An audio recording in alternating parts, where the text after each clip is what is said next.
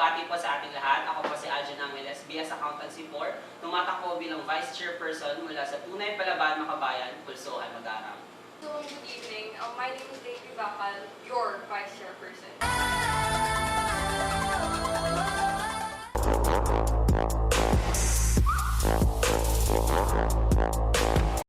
I want the admin. To do something. Naniniwala naman tayo doon sa PE accreditation na yun na hindi yun kasalanan ng mga estudyante. I want them to be more transparent, to be open to the students. Because as a student leader, I believe that the school should be, the student council specifically, should be open to the students and should be transparent, so that the students would be able to say that they actually possess it.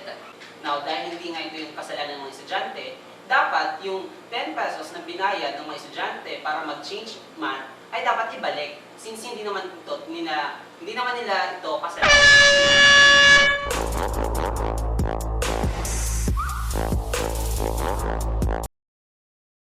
Siyempre, kung magiging Happy Meal toy, ito po yung karakter ng pelikulang Home. If I were to choose a Happy Meal ni McDo, I would choose Jake. Kasi nga, yung karakter ng Home na yun, isang companion. Jake, because aside from the fact that he's one of my favorite cartoon character, he embodies the quality of the type of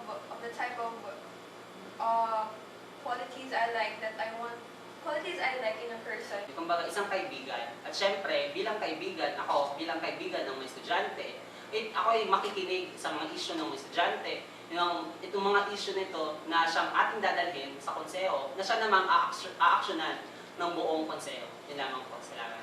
For example, if I want to have a best friend, I want to have that someone that has qualities just like as Jake. He's always there whenever